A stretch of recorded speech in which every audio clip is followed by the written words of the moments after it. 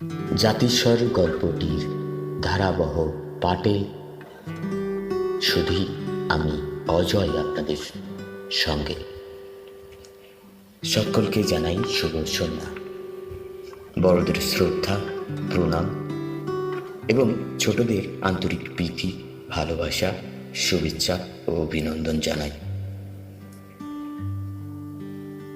সায়ন্তন চট্টোপাধ্যায়ের লেখা এই অনবদ্য স্মৃতি জাতিস্বর গল্পটি কেমন লাগলো জানাতে, লাইক করতে, ভালো লেগে থাকলে আপনার মূল্যবান কমেন্ট ও বন্ধুদের সাথে শেয়ার করতে ভুলবেন না এবং চ্যানেলটিকে সাবস্ক্রিপশন করতে ভুলবেন না এবং গল্পগুলির নোটিফিকেশান পেতে আপনার চ্যানেলের নোটিফিকেশান বেল আইকনটি দয়া করে অল করে নিন এবং নোটিফিকেশানগুলি পেতে থাকুন। শুরু করছি আজকের গল্প। সায়ন্তন চট্টোপাধ্যায়ের এক অভিনব স্মৃতি জাতিস্বর। কাল যে অবধি, তারপর থেকেই এই ধারাবাহ। এই নিয়ে গত 2 মাসে 6 বার হুবহু এক স্বপ্ন।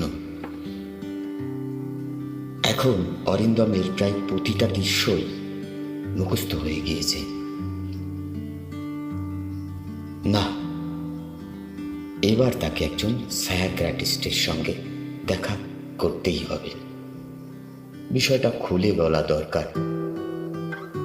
মোবাইলের দিকে তাকাই অরিন্দম।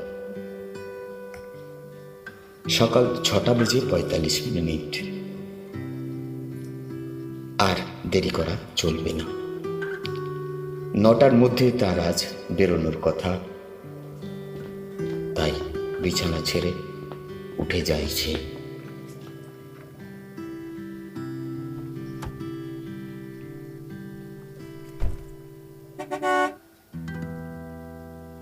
হাইওয়েটা ধরল কোমল। হিসেব মতো আর 8 ঘন্টার মধ্যে পৌঁছে যাওয়ার কথা। গন্তব্য পলাশপুর গ্রাম। গাড়ির পিছনের সিটে বসে আছে অরিন্দম।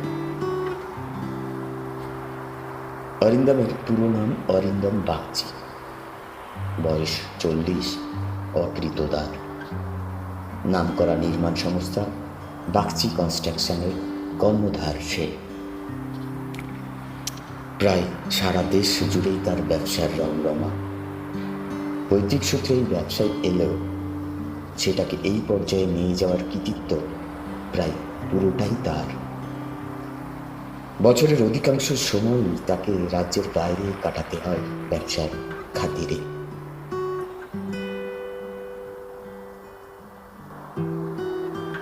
তো হেন অভিজাত ব্যবসায়ী অরিন্দম আজ যাচ্ছে নতুন প্রজেক্টের প্লট দেখতে পলাশপুর গ্রামে।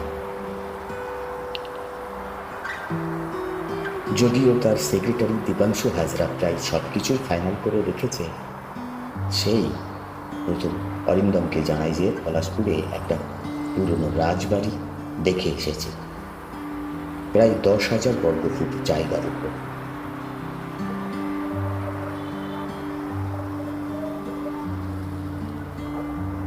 গত 50 বছর সেই বাড়িটায় কেউ থাকে না। জরাজীর্ণ দশা। গ্রামের লোকমুখে সেটার নাম ভুতুরে রাজবাড়ি। যদিও অনেক খুঁজে বাড়িটার একজন অংশীদার পাওয়া গিয়েছে, তো তার সঙ্গে সমস্ত কথাবার্তা বলে জরুরি কাগজপত্র সব প্রায় তৈরি করেই রেখেছে দেবাংশু। আজ অরিন্দম গিয়ে ফাইনাল ভিজিট করে এসে অ্যাপ্রুভালটা শুধু দেওয়ার অপেক্ষা মাত্র।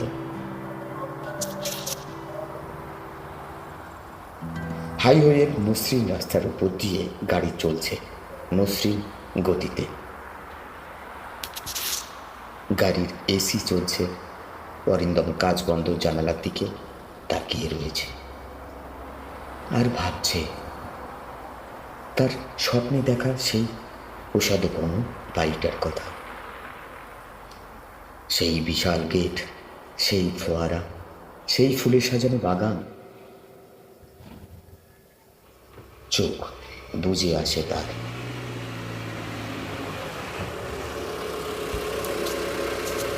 স্যার, পলাশপুর গ্রাম এসে গিয়েছে। ড্রাইভার কমলের গলার আওয়াজে তন্দ্রা কাটে। অরিন্দম হাতঘড়ির দিকে তাকিয়ে দেখে সময় মতোই পৌঁছে গেছে। রাজবাড়িটা কোন দিকে কাউকে জিজ্ঞেস করেছ? হ্যাঁ স্যার, তবে এখান থেকে হেঁটেই যেতে হবে মনে হয়। এই রাস্তায় এত বড় গাড়ি ঢুকবে না। সে কি? দিবাংশু তো কিছু বলল না। এখন এতটা রাস্তা এই রোদের মধ্যে। যাই হোক, চলো দেখি। অরিন্দম গাড়ি থেকে নামে।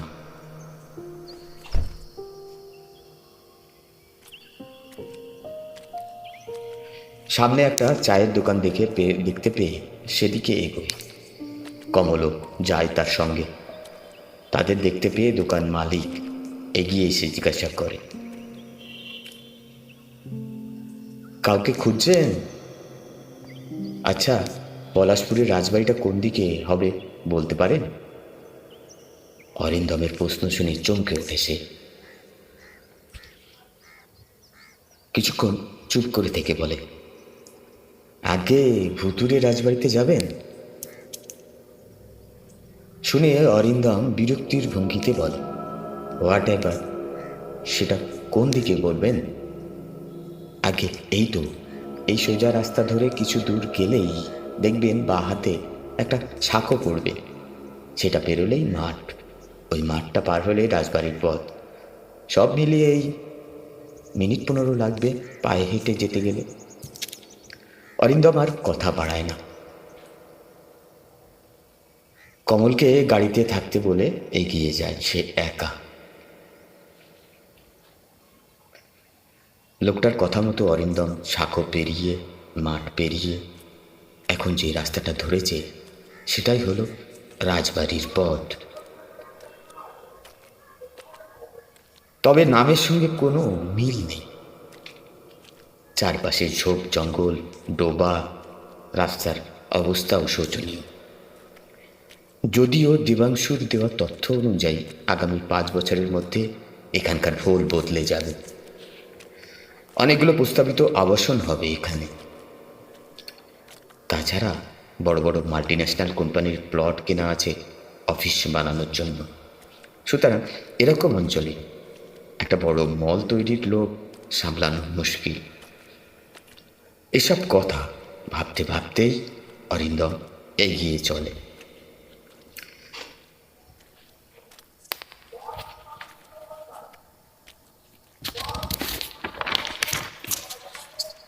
চারপাশটা একদম জনমানবহীন।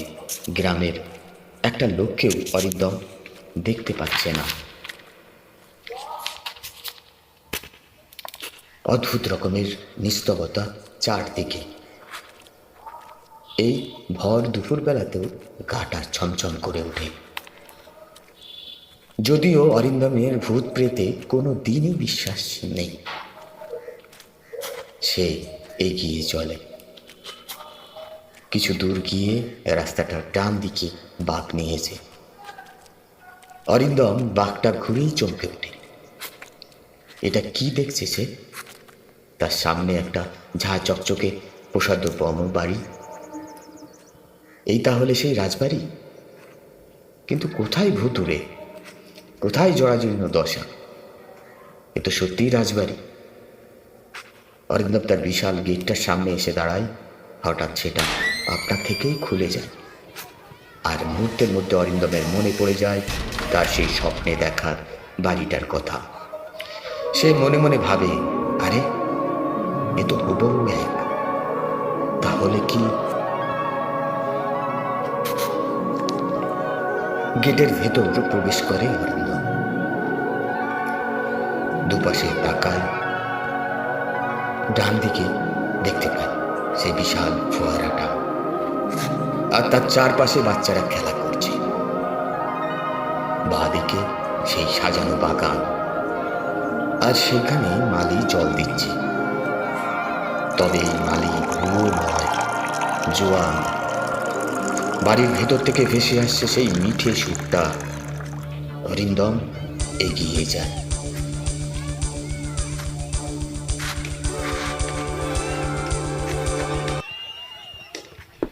সিঁড়ি ভেঙে বাড়ির ভেতর প্রবেশ করে সে।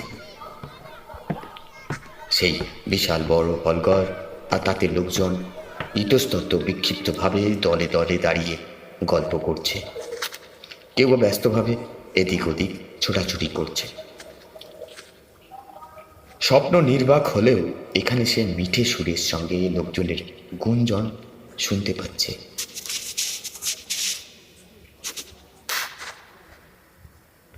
তবে স্বপ্নের মতোই এখানেও কেউ তাকে দেখেও যেন দেখছে না। অরিন্দম এগিয়ে যায় সিঁড়ির দিকে। হুবহু এক সিঁড়ি, আর দুপাশটা ফুল দিয়ে খুব সুন্দরভাবে সাজানো। সে সিঁড়ি দিয়ে দোতলায় উঠে আসে। এইবার সে সতর্ক থাকে, কারণ ঠিক এই সময় সেই বিটকেল ছেলেটা আসবে পাশের ঘর থেকে। স্বপ্নে না পারলেও বাস্তবে অরিন্দম তাকে ধরবেই আজ। সে ওত পেতে দাঁড়িয়ে থাকে। ঘড়ি দেখে অরিন্দম প্রায় 5 মিনিট হতে চলল। এতক্ষণ তো দেরি হওয়ার কথা নয়, অধৈর্য হয়ে সে এগোতে যায়। আর ঠিক সেই মুহূর্তে ঘর থেকে ছেলেটা দৌড়ে বেরিয়ে এসে অরিন্দমের প্রায় গা ঘেঁষে সিঁড়ির দিকে চলে যায়। এই দাঁড়াও দাঁড়াও বলছি, বলতে বলতে অরিন্দম তাকে ধরতে চায়। হঠাৎ ছেলেটা সিঁড়ির মুখে গিয়ে দাঁড়িয়ে পড়ে। সঙ্গে অরিন্দম। এক মুহূর্তের জন্য সে অরিন্দমের দিকে ফেরে, আবার পরক্ষণে মুখ ঘুরিয়ে সিঁড়ি দিয়ে নেমে চলে যান। অরিন্দম নিষ্পলক দৃষ্টিতে তাকিয়ে দাঁড়িয়ে থাকে। তার হাত পা অবশ হয়ে আসে।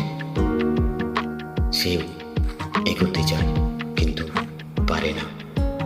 ধীরে ধীরে তার চারপাশটা অন্ধকার হয়ে আসে।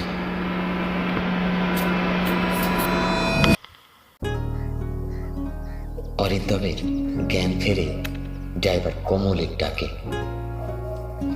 সে এখন শুয়ে রয়েছে ভাঙা ফোয়ারার পাশের বেদিতে।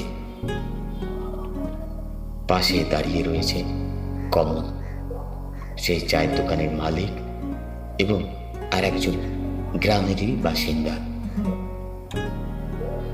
কমল বলে, কি ব্যাপার স্যার? 2 ঘন্টা পেরিয়ে যেতেও আপনি ফিরছেন না দেখে আমার সন্দেহ হয়। ফোনটাও গাড়িতে ফেলে এসেছেন। তখন ওদেরকে সঙ্গে নিয়ে এখানে এসে দেখি আপনি ওই দোতলার বারান্দায় অজ্ঞান হয়ে পড়ে আছেন। কতক্ষণ যেভাবে পড়েছিলেন কে জানে। আমি তো আগেই বলেছিলাম এ ভুতুরে রাজবাড়ি, কিন্তু আপনারা শহরের লোকেরা তো আমার কথা গ্রাহ্য করেন না। যাকে এখন এখান থেকে চলুন তো, চলুন। এখানে আর বেশিক্ষণ থাকা ঠিক নয়। চা দোকান মালিকের গলায় আতঙ্ক। আপনার কি হয়েছিল স্যার? কমল জিজ্ঞেস করে। কিছু না, চলো বলে অরিন্দম এবং উঠে পড়ে। ফেরার পথে অরিন্দম শেষবারের মতো একবার বাড়িটার দিকে ফিরে তাকায়। দেখে সত্যি জরাজীর্ণ একটা রাজবাড়ি। গাড়ি হাইওয়ে ধরে ফিরছে। অরিন্দম মোবাইলের দিবাংশুর নম্বরটা দেখে ডায়াল করে। হ্যাঁ স্যার বলুন, কেমন দেখলেন? সব ঠিক আছে তো? না, সবার ঠিক কথা। অরিন্দমের গলায় কিঞ্চিত অসন্তোষ। মানে? বিস্মিত কণ্ঠে জিজ্ঞাসা করে দেবাংশু। মানে রাজবাড়িটার অবস্থা তো একেবারে জরাজীর্ণ। ওটাকে রেনোভেট করাতে হবে। বেশ খরচা আছে। আপাতত তুমি এক কাজ করো, আমাদের কোম্পানির ফান্ড থেকে প্রায় 5 লাখ টাকা বরাদ্দ করার ব্যবস্থা করো, তারপর দেখছি কি করা যায়। শুনে হতবাক দেবাংশু বলে, না মানে বলছিলাম কি, আবার মানে কিসের? বাংলাতেই তো বললাম। শোনো দেবাংশু, এইসব পুরনো বাড়ি হলো আমাদের দেশের সম্পদ, একে রক্ষা করার দায়িত্ব আমাদের সকলের। সবসময় শুধু নিজেদের ব্যবসায়িক লাভ ক্ষতি দেখলে হবে? সুতরাং যেটা বললাম সেটা কর, বলেই ফোনটা ছেড়ে দেয় অরিন্দম।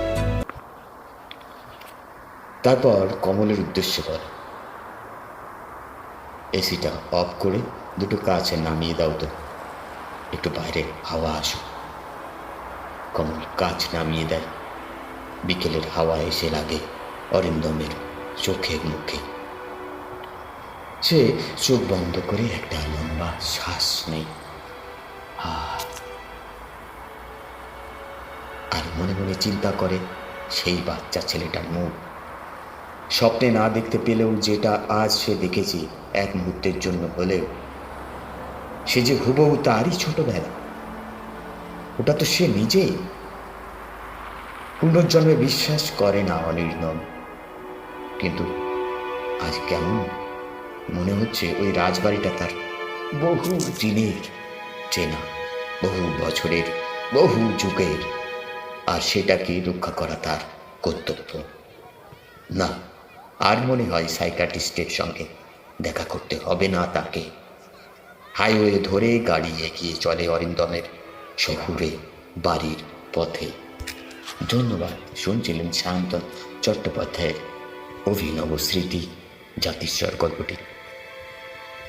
সবাইকে শুভরাত্রি। God bless, take care. গল্প পাঠে ছিলাম আপনাদের সঙ্গে অজয়। বিদায় নিচ্ছি।